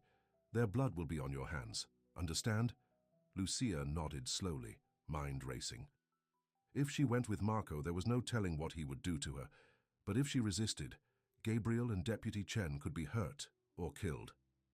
Good, Marco said, lowering the gun slightly. Now move, toward the back door, slowly. Lucia took a step, then another, Marco's hand gripping her arm, the gun pressed against her side. As they neared the door, she looked desperately around the kitchen for something, anything that might help her. Her gaze fell on the heavy iron skillet sitting on the stove. If she could just reach it. Don't even think about it, Marco warned, following her gaze. Eyes forward. Keep moving. They were almost to the door when the front door opened, and Gabriel's voice called out, "Lucia, where are you?" Marco tensed, raising the gun toward the doorway. "Not a sound," he hissed in her ear. But in that moment of distraction, his grip on her arm had loosened slightly. It was all the opportunity Lucia needed. With a sudden violent twist, she broke free of his grasp and lunged for the stove, grabbing the iron skillet with both hands. As Marco turned, gun swinging toward her, she swung the skillet with all her strength. It connected with his arm just as the gun went off, the shot deafeningly loud in the confined space of the kitchen. Marco howled in pain, the gun clattering. To the floor, Lucia. Gabriel's shout was followed by pounding footsteps as he ran toward the kitchen. Marco dove for the gun, but Lucia was faster. She kicked it across the floor, sending it spinning under the refrigerator. Then she swung the skillet again, connecting solidly with Marco's shoulder. He stumbled backward, face contorted with rage. "You bitch!" Gabriel burst into the kitchen, taking in the scene in an instant, Marco advancing on Lucia, her split lip, the skillet in her hands. With a roar of fury, Gabriel launched himself at Marco, tackling him to the ground. The two men grappled on the kitchen floor, fists flying, each landing solid blows. "Gabriel!" Lucia cried as Marco landed a punch that snapped Gabriel's head back. The back door crashed open, and Deputy Chen appeared, gun drawn. "Police! Freeze!" Marco, seeing the deputy, made a desperate lunge toward Lucia. But Gabriel caught him by the ankle, pulling him back. Marco kicked out, his boot connecting with Gabriel's jaw, stunning him momentarily. Free from Gabriel's grip, Marco sprang to his feet and charged toward Lucia. She raised the skillet defensively, but before she could swing, 2 shots rang out. Marco staggered, a look of surprise crossing his face. He looked down at the spreading red stains on his chest, then back up at Lucia. "You were mine," he gasped, then crumpled to the floor. Deputy Chen rushed forward, kicking Marco's fallen knife away and checking for a pulse. "He's alive. Call an ambulance." Gabriel recovered from the blow to his jaw, scrambled to his feet and rushed to Lucia. "Are you hurt? Did he hurt you?" Lucia dropped the skillet, her hands shaking uncontrollably. "Just my lip. I'm okay." Gabriel pulled her into his arms, holding her tightly, as if afraid she might disappear. Over his shoulder, Lucia watched as Deputy Chen handcuffed the unconscious Marco and radioed for backup and medical assistance. "It's over," Gabriel murmured against her hair. "It's really over." But even as he said the words, Lucia couldn't quite believe them. Marco had found her again and again. Would she ever truly be free of him? As if reading her thoughts, Gabriel pulled back to look into her eyes. "He won't hurt you again, Lucia, I promise." In the distance, sirens wailed, growing louder as they approached the farm. Red and blue lights began to flash through the windows, illuminating Gabriel's face, bruised from the fight but filled with determination and love. "I believe you," Lucia said, and for the first time, she truly did. The kitchen filled with deputies, paramedics, and sheriff's officers. Marco was loaded onto a stretcher, still unconscious but alive, Deputy Chen's shots having hit his shoulder and side rather than any vital organs. Sheriff Taylor himself took Lucia's statement, his expression grave, as she recounted how Marco had entered the house and threatened her. "He'll be going away for a long time," the sheriff assured her. Breaking and entering, assault, attempted kidnapping, illegal possession of a firearm. The list goes on. Gabriel, who had refused to leave Lucia's side even as a paramedic tended to his bruised jaw, asked, "How did he get past the deputy?" Sheriff Taylor sighed. "From what we can piece together, he came through the woods, used a drainage ditch to approach without being seen, then entered through the cellar door. Old farms like this weren't built with security in mind. He's been watching us," Lucia said. "Planning this." The sheriff nodded. "We found a campsite in the woods. Looks like he's been there for days, observing your routines." The thought made Lucia shudder. All those days feeling safe, working alongside Gabriel, building a life, and Marco had been watching, waiting for his chance. "It's over now," Sheriff Taylor said kindly, noticing her distress. "He'll be under guard at the hospital, then straight to county jail. You're safe, Miss Navarro." As the last of the emergency vehicles departed, leaving only a single deputy's car in the driveway, Gabriel and Lucia stood on the front porch, watching the lights disappear down the long driveway. "Are you really okay?" Gabriel asked, his arm around her shoulders. Lucia touched her split lip gingerly. "It's not the first time he's hit me, but it will be the last." Gabriel's jaw tightened, but he said nothing, just held her closer. "What? About you?" Lucia asked, glancing at the darkening bruise on his jaw. "I've had worse from breaking up fights between the bulls," Gabriel said with a wry smile. "Though I admit, he packs quite a punch." Lucia turned to face him fully, placing her hand on his bruised cheek. "You fought for me. No one's ever done that before." "I'd do it again in a heartbeat," Gabriel said simply. Lucia stood on tiptoe, pressing a gentle kiss to his uninjured cheek. "My hero," she whispered, only half teasing. Gabriel shook his head. "You were your own hero tonight, Lucia. That move with the skillet? Remind me never to make you angry in the kitchen." Lucia laughed, the sound surprising her. After everything that had happened, laughter seemed impossible. And yet here it was, bubbling up from somewhere deep inside, a release of tension and fear. Gabriel joined in, his low chuckle blending with her lighter laughter. They stood there on the porch, holding each other, laughing in the face of all they'd just survived. When the laughter finally subsided, Gabriel led Lucia back inside. The kitchen was a mess, signs of the struggle everywhere, blood on the floor, where Marco had fallen. "We'll clean it tomorrow," Gabriel said, seeing Lucia's distress. "Right now you need rest." He guided her upstairs to the guest bedroom, which had somehow remained untouched by the night's violence. As he turned to leave, Lucia caught his hand. "Stay with me?" she asked softly. "Just to sleep. I don't want to be alone tonight." Gabriel nodded, understanding in his eyes. "Of course." They lay down together on top of the covers, still, fully clothed, too exhausted for anything more than simple comfort. Gabriel's arm wrapped around Lucia's waist, his solid presence at her back, a shield against the darkness. "It's really over," Lucia murmured, already drifting towards sleep. Gabriel pressed a gentle kiss to her hair. "It's over. And tomorrow is a new day." As Lucia fell into a deep, dreamless sleep, one thought followed her into the darkness. Tomorrow was a new day. The first day of her life without Marco's shadow hanging over her. The first day of whatever she and Gabriel might become together. The first day of the rest of her life at Blackridge Farm. Morning arrived with gentle sunlight streaming through the lace curtains of the guest bedroom. Lucia woke slowly, momentarily confused by the warm weight of an arm around her waist. Then memory returned. Marco, the struggle, Gabriel staying with her through the night. She turned carefully, not wanting to wake him. Gabriel slept peacefully beside her, his bruised jaw now a deep purple, his expression relaxed in sleep.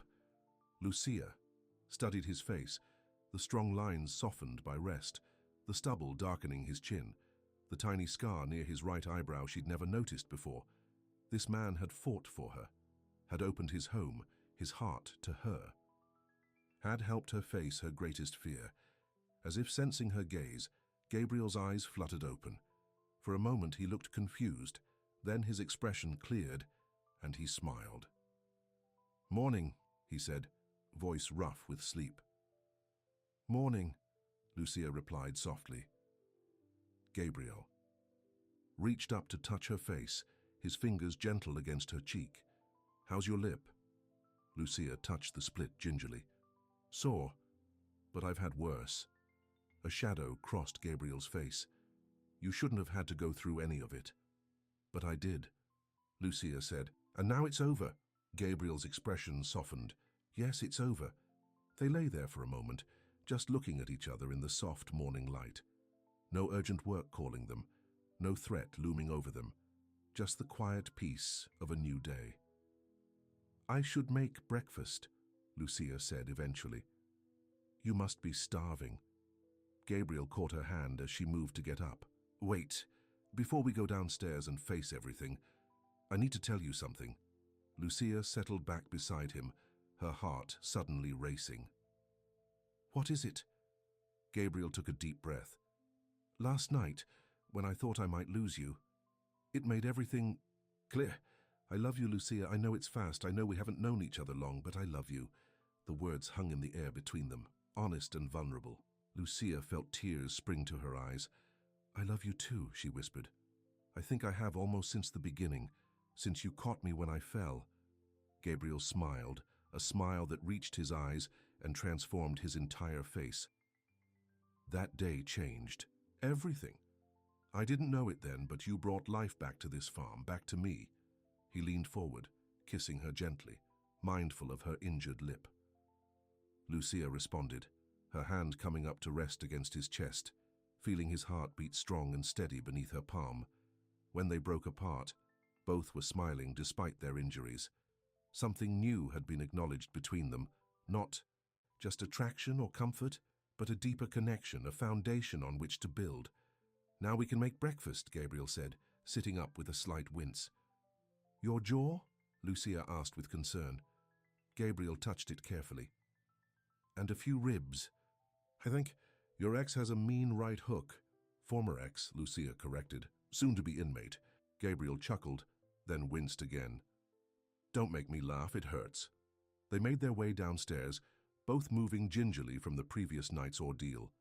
The kitchen was still a mess, evidence of the struggle everywhere, but it was just a room. It could be cleaned, repaired, made whole again, like they had been. A knock at the front door startled them both. Old fears died hard. Gabriel moved protectively in front of Lucia, peering out the window.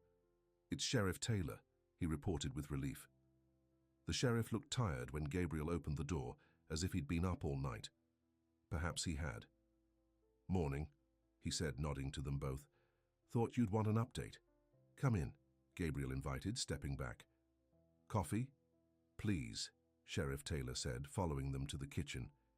He surveyed the room, taking in the overturned chairs, the bloodstains. On the floor. "Quite a fight. How's Marco?" Lucia asked, not out of concern but necessity. She needed to know he was truly contained. "Stable," Sheriff Taylor reported. "Both bullets hit non-vital areas. He's under guard at the hospital and will be transferred to county jail as soon as—" "The doctors clear him." Lucia nodded, relief washing through her. "And then?" "Then he'll be arraigned on multiple charges: breaking and entering, assault, attempted kidnapping, illegal possession of a firearm, violating a restraining order. The list goes on."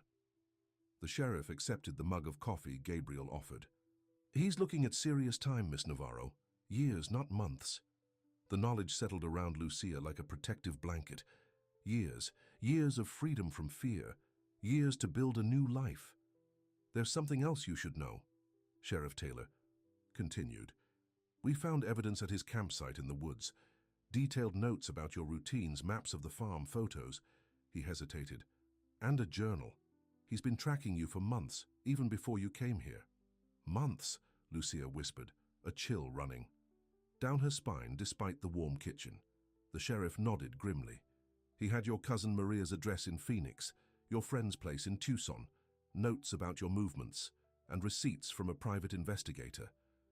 That's how he found me," Lucia realized. "He hired someone to track me down." "Appears so," Sheriff Taylor confirmed. "The good news is, all of this evidence strengthens the case against him. The prosecutor is confident he'll get the maximum sentence." Gabriel placed a hand on Lucia's shoulder, a silent offering of support. She covered it with her own, drawing strength from his touch. "Thank you, Sheriff," she said, "for everything." Sheriff Taylor nodded, finishing his coffee. "Just doing my job, and I'm glad it ended the way it did. Too many of these cases." He trailed off, not needing to complete the thought. After the sheriff left, promising to keep them updated on Marco's case, Gabriel and Lucia set about cleaning the kitchen. They worked in companionable silence, washing away the physical evidence of the previous night's violence. As Lucia scrubbed at a bloodstain on the floor, she found herself thinking about how much blood had been spilled, literally and figuratively, to bring her to this point. Marco's blood on the kitchen floor, the emotional bloodletting of her escape from him, the wounds, visible and invisible, that both she and Gabriel carried, and yet here they were, cleaning up, moving forward, together. "What are you thinking about?" Gabriel asked, noticing her stillness. Lucia sat back on her heels, looking up at him. "About how we got here. All the pain and fear that led to this moment."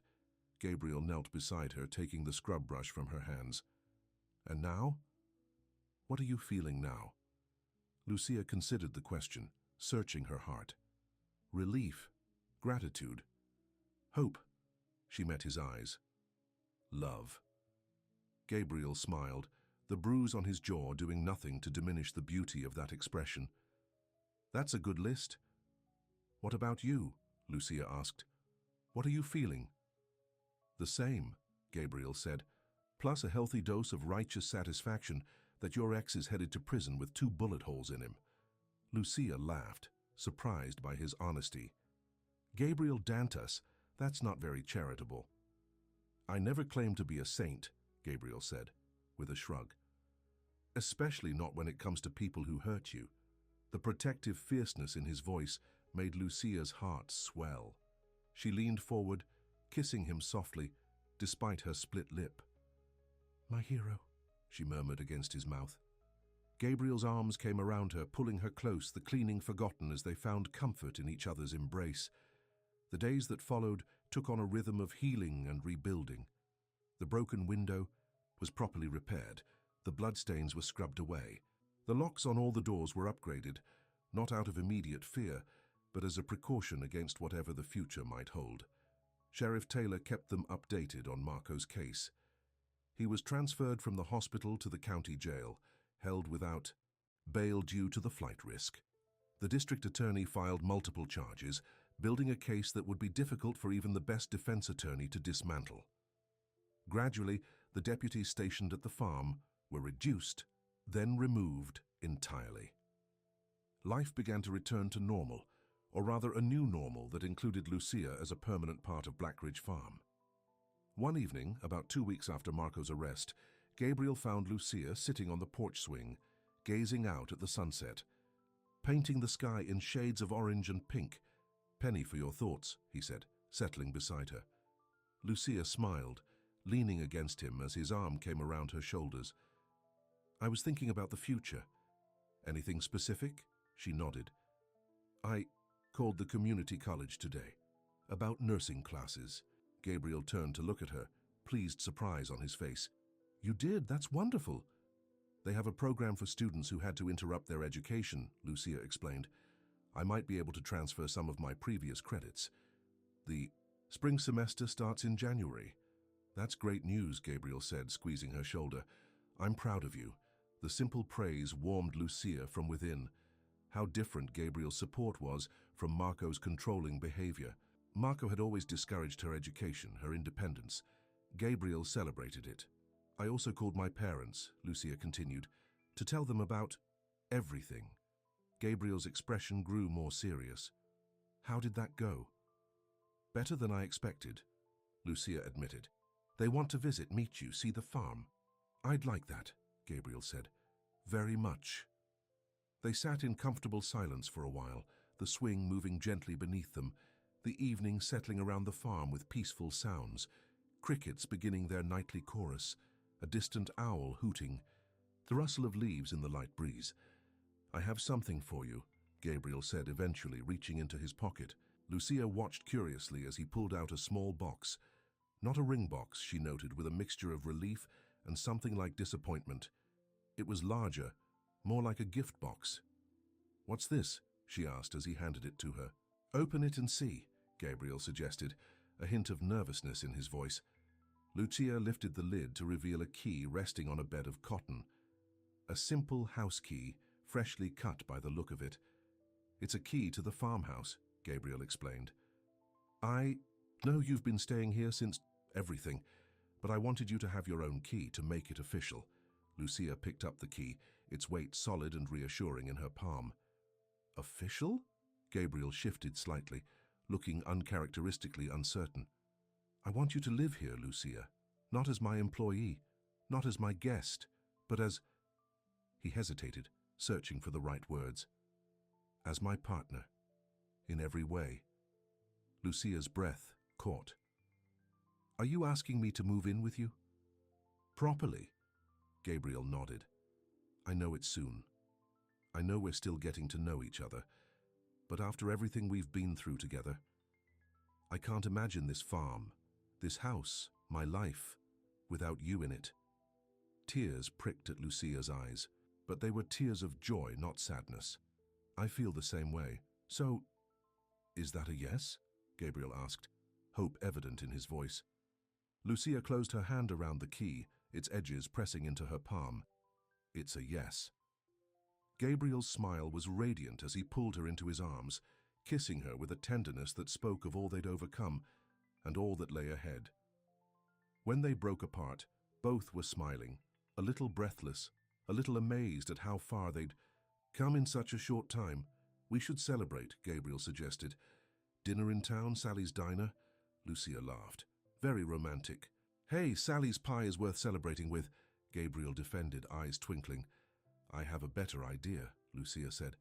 "Let's go to the farmer's market tomorrow, buy ingredients for a special dinner, and plan our future here at Blackridge." Gabriel's expression softened. "I like that idea." They stayed on the porch until the stars came out, talking about everything and nothing, plans for the farm, Lucia's nursing studies, the possibility of Gabriel's parents visiting from Florida, the beehives they would start in the spring. It wasn't the life Lucia had imagined for herself a few months ago when she was couch surfing at her cousin's place, running from Marco's shadow. It was better, richer, fuller, and most importantly, it was a life she had chosen. Not one she had fallen into or been forced into, but one she had actively embraced. The farmer's market in town was bustling with activity, despite the autumn chill in the air.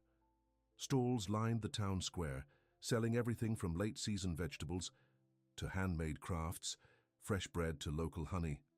Lucia and Gabriel wandered among the stalls, hand in hand, shopping basket gradually filling with treasures for their celebration dinner, fresh pasta from the Italian couple who had recently moved to town, heirloom tomatoes from a farm on the other side of the county, a bottle of local wine from the small vineyard just outside town limits. "Gabriel Dantas," a booming voice called out. "Is that really you out among the living?" They turned to see a tall, grey-haired man approaching, his weathered face split in a wide grin. Gabriel smiled in recognition. "Tom Wilson," he greeted, extending his hand. "How are you?" "Can't complain," Tom replied, shaking Gabriel's hand vigorously. "More importantly, how are you? Haven't seen you in town for more than a milk run in years." Gabriel's arm slipped around Lucia's waist, drawing her closer. "I've had reason to venture out more lately. Tom, this is Lucia Navarro. Lucia, Tom Wilson owns the hardware store and has known me since I was in diapers." "Pleased to meet you, Mr. Wilson," Lucia said, shaking the older man's hand. Tom's eyes twinkled with undisguised curiosity. "The pleasure is mine, Miss Navarro. And please, call me Tom." His gaze moved between them, taking in Gabriel's arm around Lucia's waist. Their basket of special dinner ingredients, the happiness evident on both their faces. "Well now," he said, a smile crinkling the corners of his eyes. "This explains a few things. The whole town's been buzzing about the excitement out at Blackridge Farm. Police cars, ambulances, rumors flying everywhere." Gabriel's expression grew more serious. "It's been an eventful few weeks, so I hear," Tom nodded.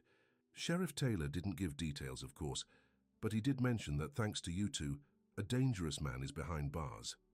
Lucia shifted uncomfortably at the reminder of Marco, but Gabriel's arm tightened reassuringly around her waist.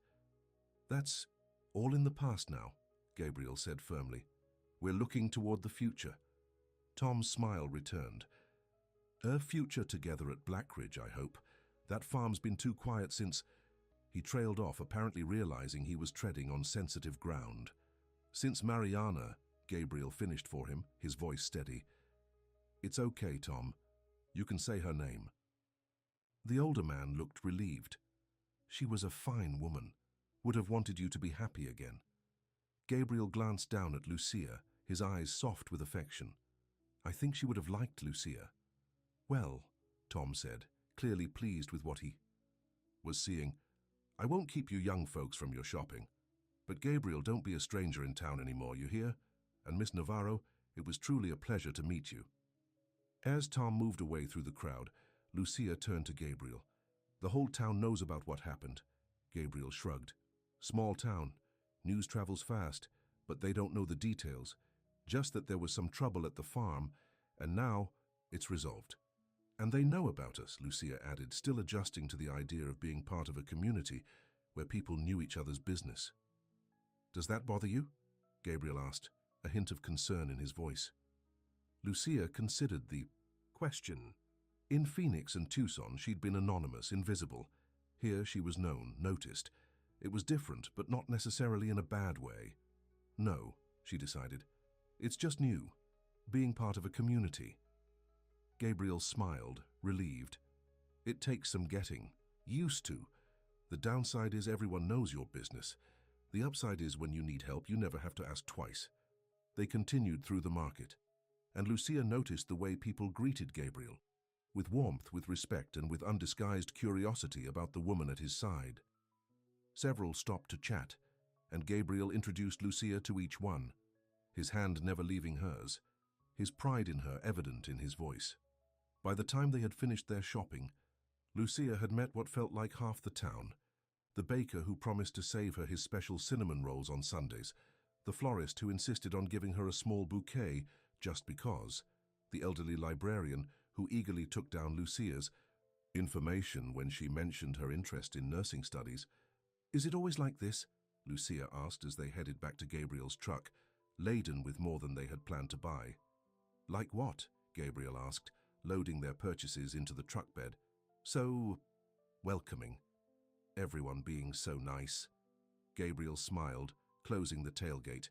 "For newcomers, yes. Especially ones who've managed to bring Gabriel Dantas back to the land of the living."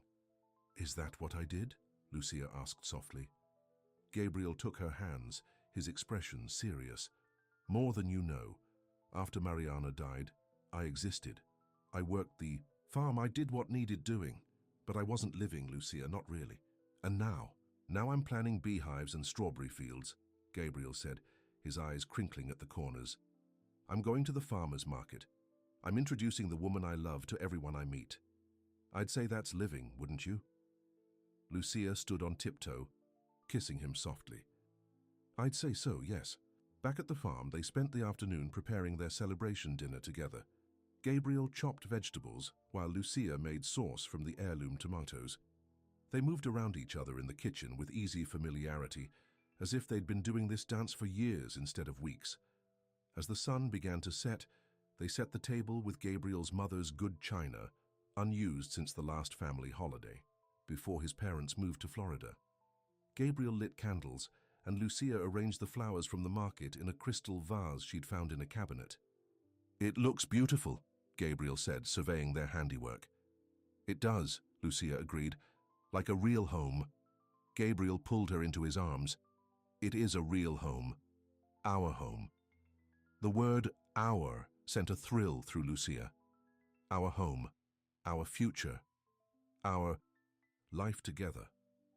Over dinner, they talked about practical matters, where Lucia's things would go in the farmhouse, how they would arrange their schedules once she started classes, which fields would be planted with what crops in the spring. But beneath the practical discussions ran a current of joy, of possibility, of dreams shared and hopes aligned. This was what Lucia had always wanted, but never thought she would find. A true partnership built on respect and love. After dinner, they moved to the porch, wrapped in blankets against the autumn chill, a bottle of wine open between them. The stars were coming out, pinpricks of light in the velvet darkness above the farm. "I have something else for you," Gabriel said, reaching into his pocket. Lucia raised an eyebrow. "Another key?" Gabriel laughed. "No, something different." He pulled out a small velvet pouch and handed it to her. Lucia opened it carefully, tipping the contents into her palm. A delicate gold chain slid out, and hanging from it was a small, intricately designed charm in the shape of a bee.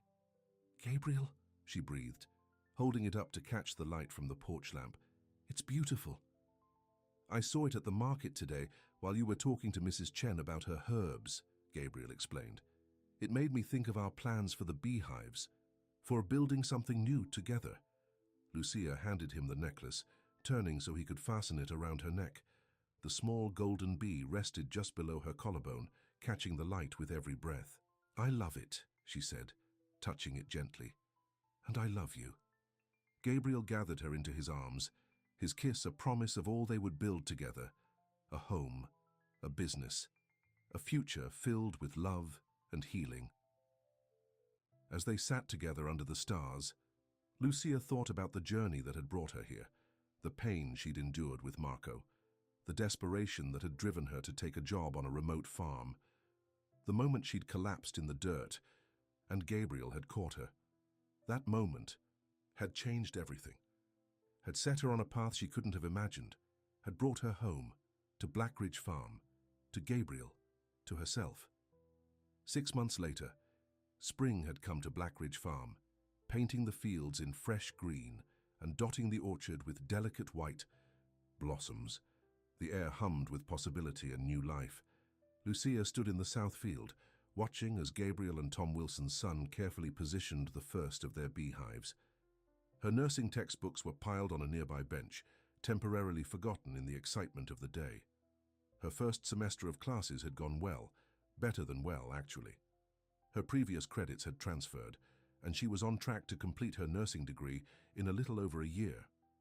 The drive to the community college 3 days a week was worth every minute for the satisfaction of pursuing her dream, and Gabriel had supported her every step of the way, rearranging farm schedules to accommodate her classes, helping her study, for exams, celebrating her successes and encouraging her through challenges.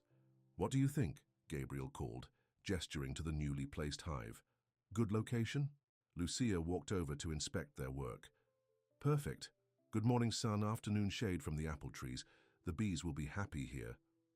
"Speaking of bees," Gabriel said, touching the golden bee charm that still hung around Lucia's neck.